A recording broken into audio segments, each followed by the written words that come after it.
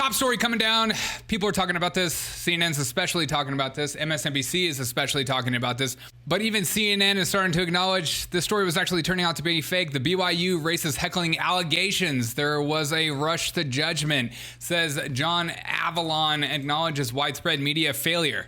Yes. Let's listen to the clip. It was. That's right. We're starting something a little different today. It's a new segment that updates the initial official version of the story once more facts come in. It's a form of journalistic accountability, and we're going to call it Upon Further Review. Now, volleyball is rarely the source of serious controversy, but it went straight to the front of the outrage Olympics 2 weeks ago when a Duke starter named Rachel Richardson made the... Is there anything more ironic than hearing CNN talk about the outrage Olympics? Yes. You have been a huge proponent of that. It's why people watch you, so they can be outraged. It feels good. When a Duke starter named Rachel Richardson made the explosive accusation that she and other black teammates were subjected to racist heckling while playing a game against Brigham Young University. Now, obviously, this kind of heckling is totally unacceptable. She is a female And the country juicy. rallied around her, with stars like LeBron James offering a statement of solidarity, her family appearing here on CNN, amid some 65 separate articles written about the controversy. The University of South Carolina women's basketball team even announced their decision to cancel all games against BYU. Now, for their part, Brigham Young University offered a wholehearted apology. BYU athletics pronounced a zero-tolerance policy against racism. Yeah. They banned a fan who'd been identified as making the racist slurs. Jerk, fan for life. I mean, what kind of fan is pumped up about going to volleyball? I don't know, but that's just me. She is the female juicy. They also launched an internal investigation. But that's where the narrative started to fall far short of the initial indignation. Weird. Because when BYU released its findings, after reviewing all available video and audio recordings and reaching out to more than 50 folks who attended the game, including Duke personnel and athletes, they stated that they had not found any evidence to corroborate the allegation that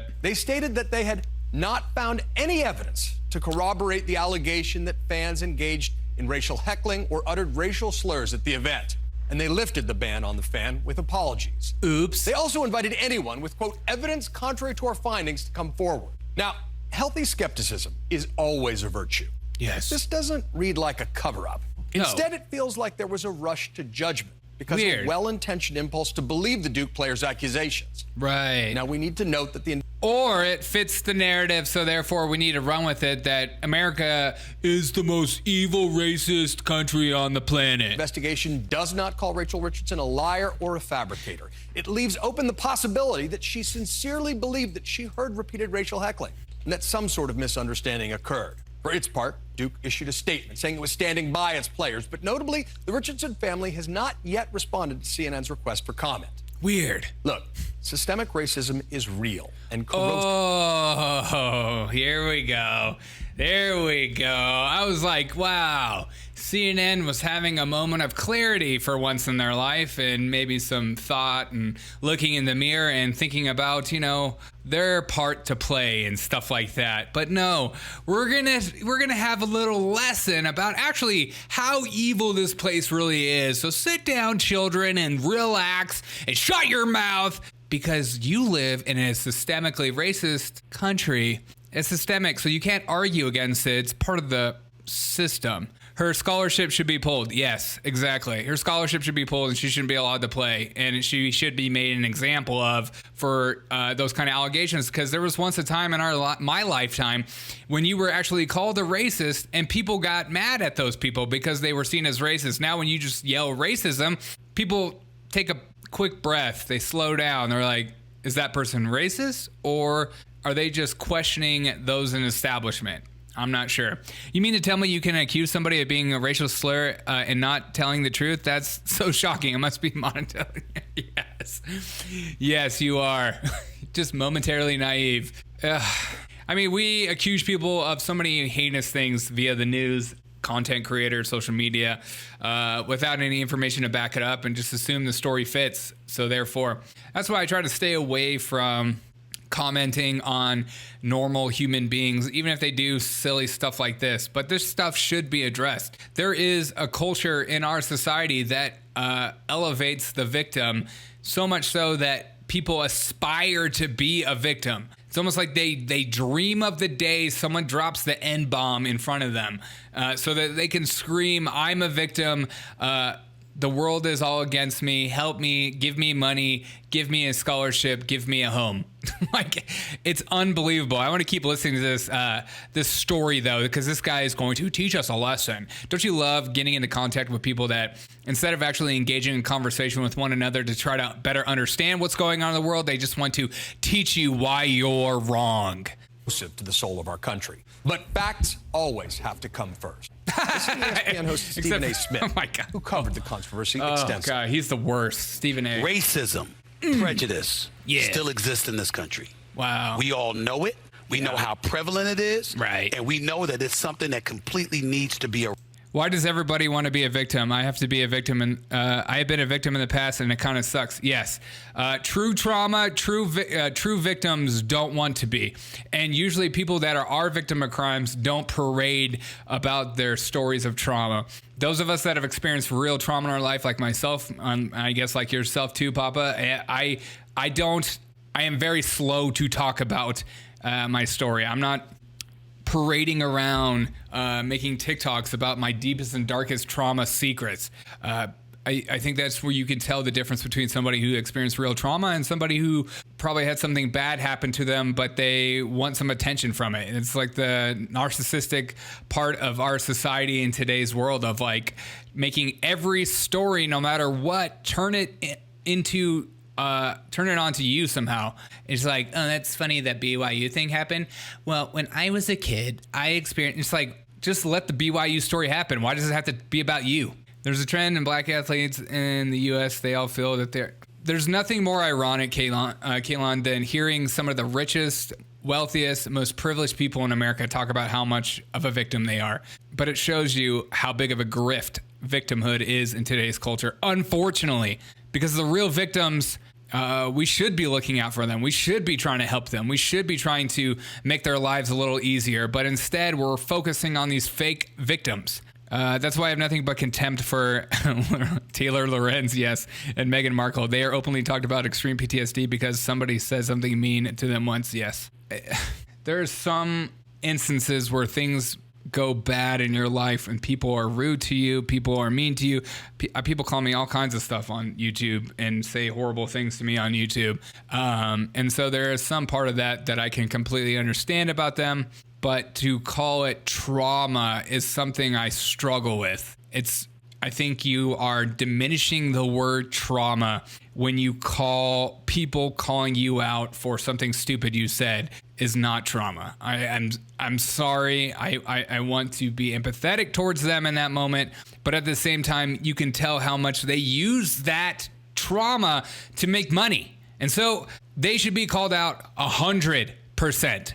Because of how silly they make other people's real trauma to be. All right, let's stop listening to me rant. Happy freaking Monday, all right? Happy freaking Monday. But keep listening to Stephen A. Smith. Don't you love ESPN and stuff? You're just like, just shut up and talk about sports. Shut up and dribble. Like, no one's coming to ESPN to be like, give us a take on what's going on politically. Because I trust Stephen A. Smith. Not only with what's going on in the sports world, especially football, basketball, boxing, UFC. God, he's so bad at UFC. But race relations? Shut up. Prejudice still exists in this country. We all know it. We know how prevalent it is. And we know that it's something that completely needs to be eradicated. Having said that, we're not doing ourselves any favors if we bring it up and broach it when it doesn't exist. Come on, man. And that's the key that we need to focus on.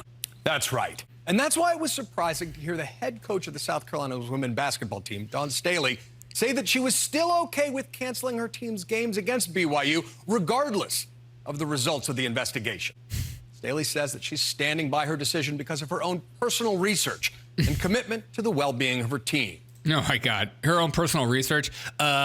BYU is full of a bunch of white people, therefore they're all racist, therefore I'm not letting my team travel. Like, is that your research? Because I'm pretty sure that's what it was. But I'm just guessing here. Okay, I'm not saying it's a fact, so everyone relax. I'm just saying this is why the confirmation bias about this whole story was so insane, about how people are just like, white people in Salt Lake, probably super racist, therefore this story's correct. I'm going with it. It's got to be correct. It fits my narrative. It fits my own biasy. But when investigations turn up a very different fact pattern, it's incumbent upon...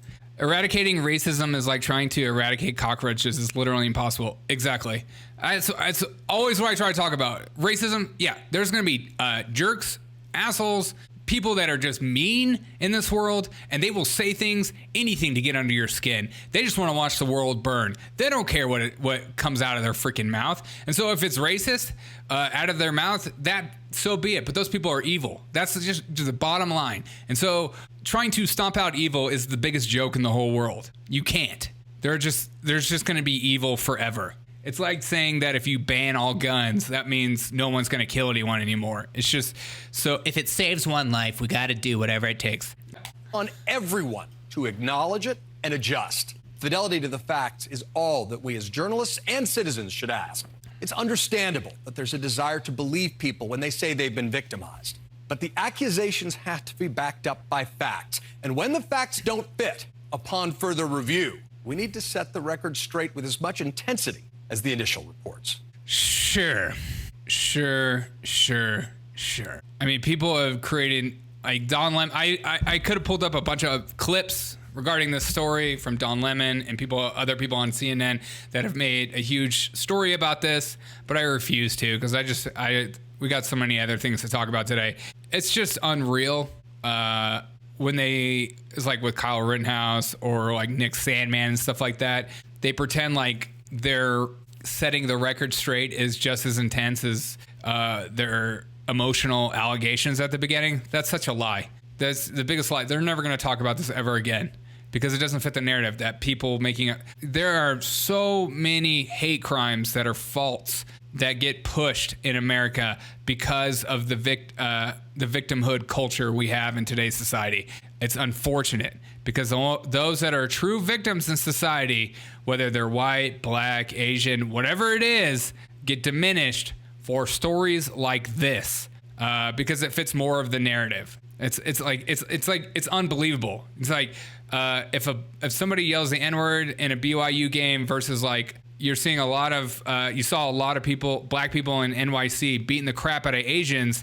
One isn't seen as racist where the other one is. And that's why it's a problem. If there was some kind of consistency in this to say both of them are bad, then we can have a conversation. But it only seems to go one way. And that's why it's a problem. And that's why it feels fake. And that's why people constantly push this crap onto people. It's just unreal.